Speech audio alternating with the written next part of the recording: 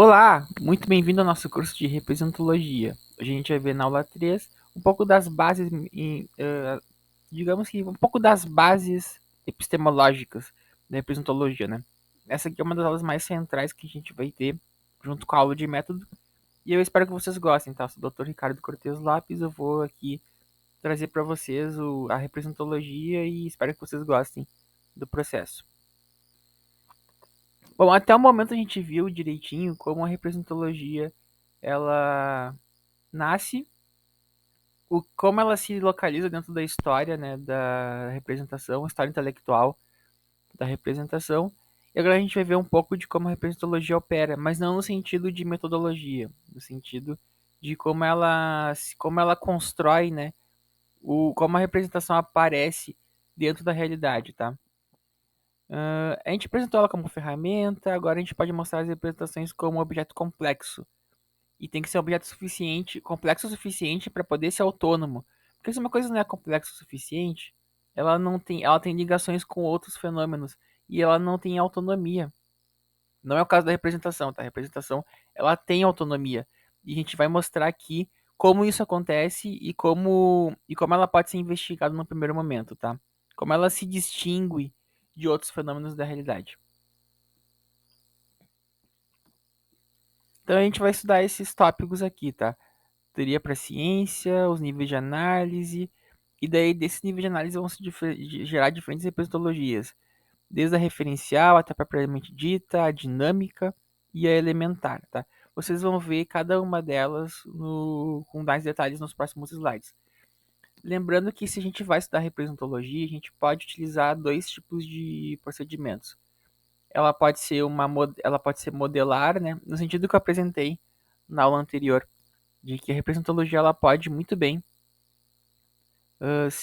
ela pode ser muito bem uma ciência que se aproveita da representação gráfica para produzir tanto a organização do conhecimento quanto uma hipótese para o conhecimento, tá? A partir de uma grafia, de um desenho, tá? De um recurso gráfico que é um desenho. Ou ela pode ser não modelar também. A gente vai ter duas áreas que vão estudar não modelarmente, né? Que é a representologia referencial e representologia elementar, que eu vou mostrar ali para vocês.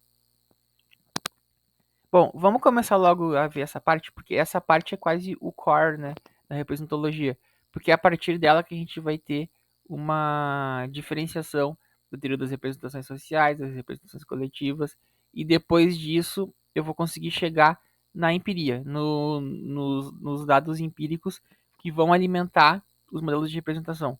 A representologia ela funciona muito pela comparação das representações, né? Porque na comparação com as representações a gente consegue chegar em regularidades e consegue chegar no que a representação é. Mas tá, sem enrolação, vamos logo para alguns conceitos básicos, tá? Vida representacional. O ser humano ele tem uma vida representacional, no sentido de que ele tem um estoque de representações internas, que ele vai mudando elas ao longo da vida, ou reforçando elas ao longo da vida. Enfim, ele tem uma vida representacional e, tipo, a representação, ela, além de a gente ter uma vida representacional, vocês mudaram de ideia ao longo da vida, né? Também a própria representação tem uma vida. Então, é só vocês pegarem o conceito de. Um conceito que a gente pode pegar, por exemplo, de direito. Por um momento, o direito ele foi relacionado com mão, olho por olho, dente por dente. Depois a gente passou para os direitos mais relacionados com a questão da realeza, né?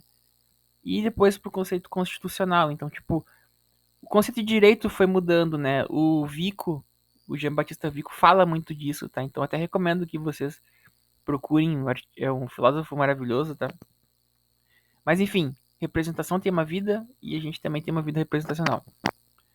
Bom, a representação é uma tentativa de duplicata intencional de algo e que nesse processo acaba descrevendo e normatizando.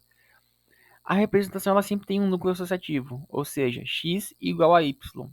Direito é igual olho por olho, dente por dente, tá? Que daí deve ter um nome técnico no direito, só que eu não sei, tá?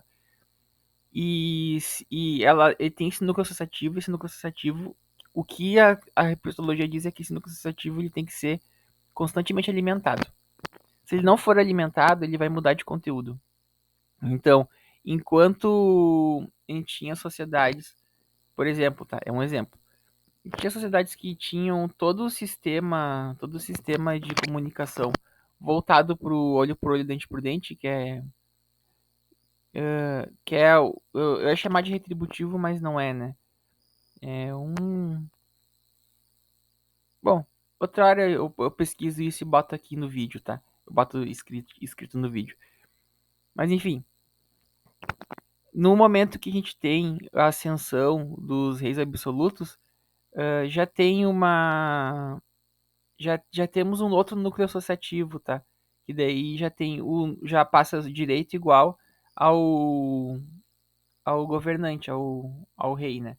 Então já vai mudando, tá? O núcleo associativo ele vai mudando, ele tem que ser alimentado. Então na sociedade, no caso, ele se alimenta por coesão, por colaboração, por coerção. Tudo isso colabora para que o conceito seja alimentado, realimentado e que mantenha essa legitimidade, tá? Aí a gente tá falando um pouco do Weber na questão da legitimidade, mas é um pouco isso, tá? A legitimidade se mantém por conta de sua alimentação. Não existe legitimidade que se mantém se as pessoas não legitimam, tá? Referente, então, é aquilo que se quer representar e que será duplicado, tá? Existem referentes que não podem ser duplicados ou que são apenas aproximadamente replicados, tá? Então, um referente, por exemplo, que não pode ser duplicado é as cores, Deus. A gente não consegue, por exemplo, imaginar uma cor não aplicada em alguma coisa, né? A gente não tem essa possibilidade. A cor ela sempre está aplicada em alguma superfície. Não existe como. Então ele é um referente que é difícil de ser representado em estado puro. Ele sempre está associado com um outro referente. No caso, uma tela de uma pintura ou numa cadeira, né? Para usar o exemplo da cadeira. E tem alguns autores que chamam esse referente de representado, tá?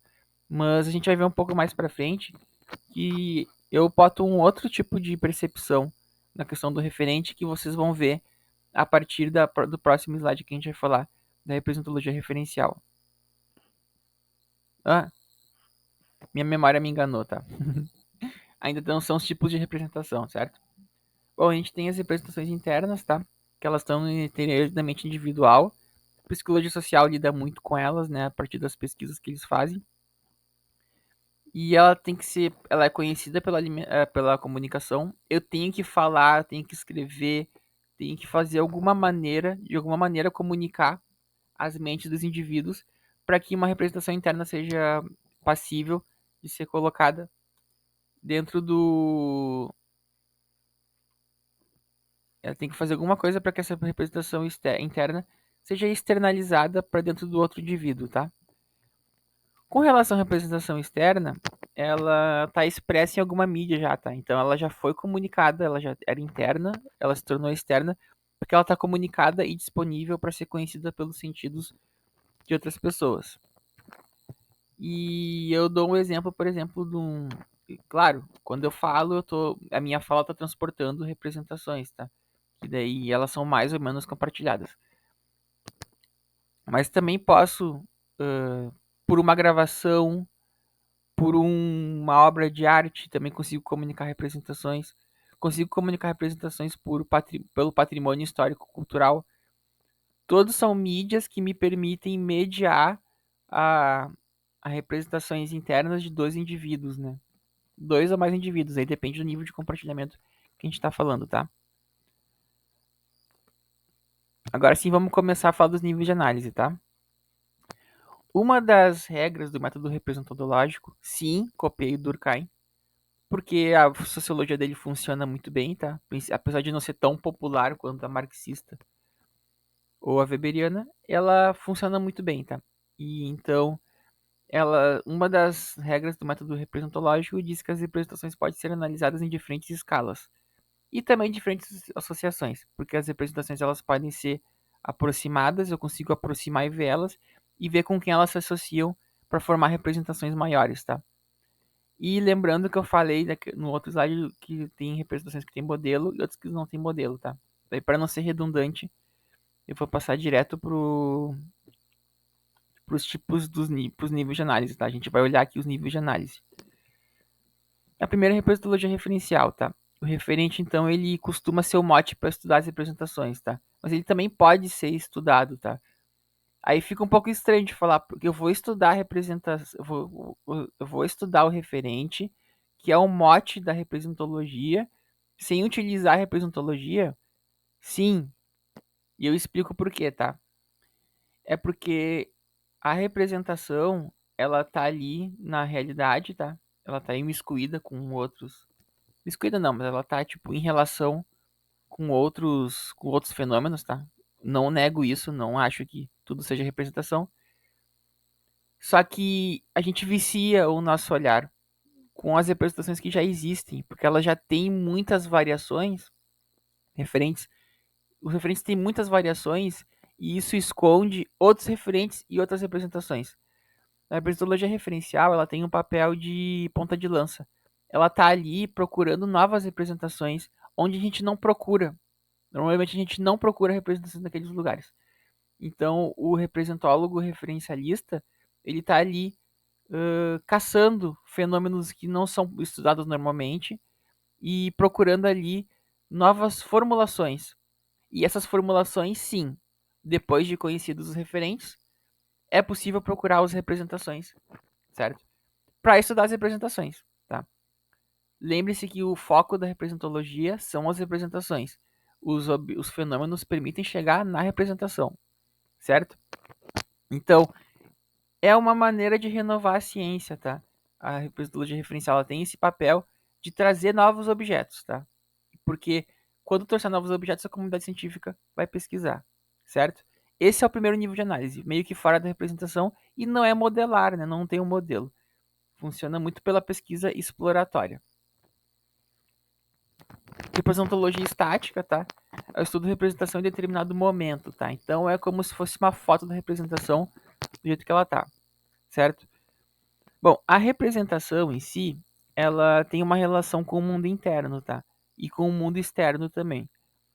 Quando alguma coisa, algum estímulo passa por essa espécie de membrana ali, que eu chamo de periferia, ela vai entrar diretamente, o acontecimento vai entrar diretamente no armazenamento factual, tá? Toda representação, ela tem um estoque de fatos que são que alimentam o núcleo associativo, tá? Se isso corroborar o núcleo associativo, vocês estão vendo ali x igual a y, então ali direito igual olho por olho, dente por dente, que tem um nome só, só que não tá me fugindo agora, eu não sei. O armazenamento factual ele vai alimentar o x igual a y e acabou, tá? Reforçou o mundo, corroborou, tá?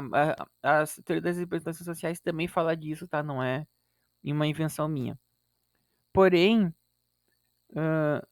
o que vai acontecer?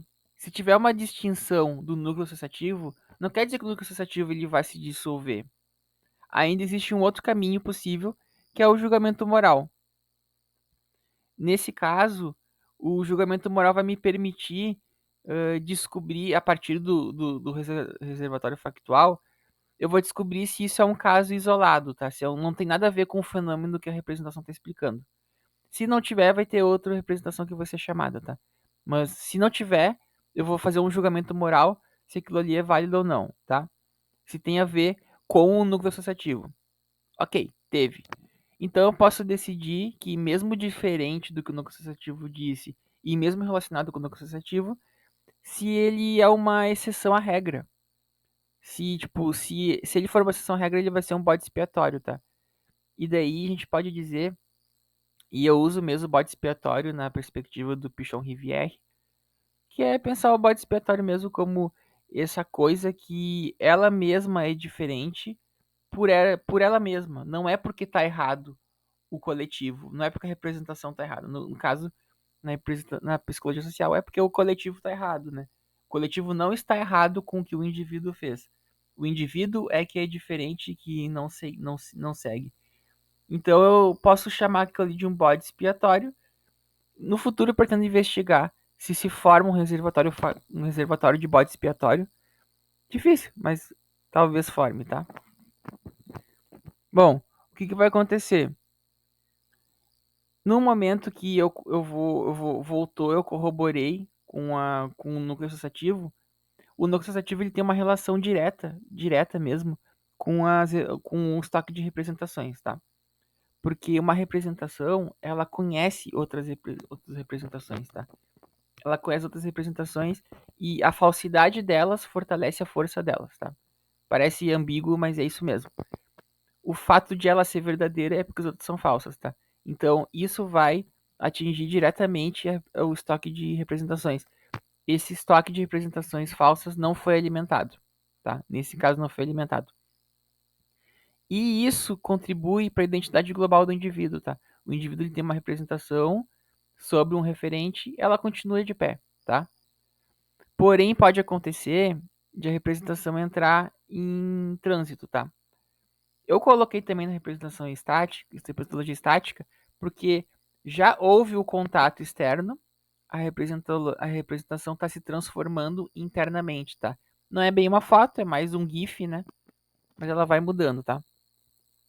E nesse caso, o núcleo interno, a periferia vai se ampliar.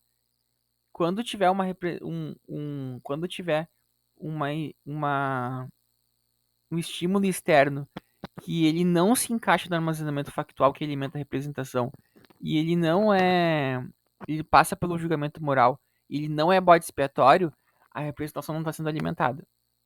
Nesse caso, a área periférica se amplia, tá? O reservatório factual, o reservatório de representações vai para lá. Ela se abre para novos estímulos, para que uma nova representação se torne verdadeira. Então, nesse momento, a representação ela pode entrar em trânsito, tá? E nesse caso, o núcleo associativo ali, que é x igual a y, pode se tornar x igual a z, tá? Essa é a questão. O núcleo associativo mudou. E daí a x igual a x igual a y, ela vai voltar, né? O, o armazenamento de representações vai voltar o seu lugar original e x igual a y vai ir para esse estoque de representações que não são verdadeiras, tá? Elas vão estar ali sempre atuando, sempre vão estar atuando, tá? Só para vocês entenderem, tá? Então, na esquerda é a representação estável e na direita a representação estável que pode levar a uma mudança, tá? Um trânsito, tá? Bem no sentido de trânsito, é parecido com um trânsito religioso, tá? Mas é um trânsito de ideias. Vamos lá, as representações externas, tá? Não botei nada ali porque eu vou explicar ela pessoalmente. A representação externa, ela tem uma questão. Quando ela é deixada na via pública, tô falando via pública no sentido de interação com outras entre indivíduos, tá? Ela tem os elementos dela que são se apresentam ao sentido. E o indivíduo que não tem uma revisão bibliográfica ali disponível, ele vai sofrer um choque inicialmente com aquele objeto, seja um arquivo histórico, daqui a pouco é um papel que eu encontrei que tem ali alguma mensagem, ele vai se deparar com isso, tá? E os elementos que a gente botou ali na célula, que eu chamo de modelo celular, eles não estão tão organizados porque não tem uma alimentação interna. Isso aqui é uma alimentação externa do indivíduo, tá? Então, a gente vai encontrar alguns elementos ali, todos misturados e não tem uma organização, que é a limitação da mídia, a mídia, por exemplo, o papel pode borrar, pode estragar, uma pedra pode se quebrar, pode se manchar, uma madeira ela pode apodrecer, apesar de ser muito maleável. Tem uma espécie de engenharia de materiais aí, tá? Nessa parte. Eu confesso que tem uma espécie de engenharia de materiais. Uma percepção do outro também, como às vezes a gente pode ser mediado, né, por interpretações de outros indivíduos que estão ali interagindo com a gente. A cognição, o resíduo factual ali, resíduo factual, no sentido de que eu ainda tenho os fatos que estão na minha cabeça, que também são conhecimento prévio, que nem diria a TRS, né? São conhecimento prévio, que eu tô ali tomando contato, então eles também estão ali jogando um papel. a conexão com os sentidos, daqui a pouco eu não tô com sentidos a 100%, daqui a pouco eu não consigo pegar aquilo ali que eu tô tentando desvendar, daqui a pouco eu não consigo ver, não tenho luz o suficiente, não consigo chegar uma lanterna ali. Tudo isso, junto com o diálogo, com, com tudo, toda essa questão cognitiva, joga para eu perceber uma representação externa, tá? Ela tem toda essa questão que tem que ser levada em conta. E a gente também tem a representologia dinâmica, tá? A representologia dinâmica, ela lida diretamente, ela também é modelar que nem aquelas outras duas, tá? Ela tem uma questão que eu chamo de modelo de bingo, tá? Por quê? Porque a gente tem ali o sentido envolvido com o estímulo e a gente tem uma área que eu chamo de zona de acoplagem, representação e estímulo, tá? O, e também o intermediário cognitivo. Tudo isso, quando a gente teve um contato empírico com alguma coisa, o cérebro da gente vai tentar encontrar uma representação que compactue com aquilo, né? Que seja semelhante com aquilo. E ele vai buscar das representações que a gente já tem em fauna, né, em estoque, e vai tentar alinhar ali com o estímulo externo. Isso explica porque muitas vezes a gente entende errado alguns fenômenos, tá? Esses fenômenos eles são parecidos com uma representação, mas na verdade eles se referem a outra representação. Então vai ter que ter um ajuste ali de percepção que a gente pode ter maior ou melhor de acordo com algumas questões cognitivas, né? De novo, se eu estou enxergando bem, se eu estou escutando bem, pode ser que tenha ruído na comunicação. Tudo isso, gente, tá ali, tá? Acoplagem, representação e estímulo, tá? Ele vai acoplar ali e vai ser assim que a representação vai ser encontrada para dar conta de um fenômeno, tá? Também dentro da representologia dinâmica, a gente pode falar de uma representação que a das representações buscando o referente, tá? Nesse caso, ela é bem inspirada na teoria dos contextos representativos, tá? Com algumas diferenças, tá? Porque não acontece a fusão, não se busca a fusão do, das representações, mas elas estão sendo atraídas ali para o referente, tá?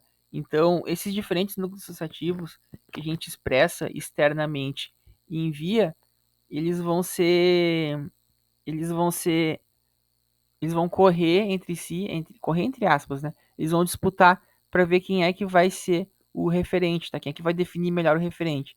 E o referente ele é fugidio, né? A não ser que você tenha um referente que você fabricou, o referente é fugidio. Vamos definir vida, tá? Muitas representações vão tentar definir o que é vida. A representação que considera que vida é Z, vida é o Y, vida é M, tá? Vão tentar representar. Só que daí vai ser aí que o analista vai atrair nessas diferentes concepções que vai ter do referente vida, tá? Foi só para dar um exemplo. Vocês podem utilizar outros exemplos e outros objetos de pesquisa, tá? E por fim, temos a representologia elementar, tá? Que também é um estudo não modelar, eu não apresentei nenhum modelo ali para vocês, tá? Mas ela estuda elementos da representação em separado, tá? Então tudo isso que eu falei para vocês, todos esses constituintes da representação, vocês podem encontrar em outros, vocês podem fazer paralelos com outras áreas, né? Então eu falei do reservatório factual, que tal fazer um artigo sobre reservatório factual e a noção de memória? Será que não tem alguma semelhança entre eles? Tudo isso é o que estuda a representologia elementar. Pegar os elementos ali e as dinâmicas e fazer relação com outras áreas. Isso é uma maneira que é um mecanismo de controle para que a representologia não fique muito dobrada nela mesma, né? É importante que se consolide a área, mas ela ficar dobrada nela mesmo pode fazer com que tenha alguns vícios que depois não se resolvam com o tempo, né? E esses vícios podem fazer com que ela não tenha adesão de outras áreas, tá? Bom, sobre essa aula é isso, tá? Vocês encontram mais detalhes no livro base do curso. E qualquer coisa que vocês tiverem de dúvida ou sugestões, ou troca de ideias, né? Uma área começando, tô disponível, tá? Vocês podem me encontrar nas redes sociais. E quem me conhecer, quem morar perto de mim aí, pode vir falar pessoalmente, certo? Muito obrigado. Até a próxima aula que a gente vai falar de metodologia.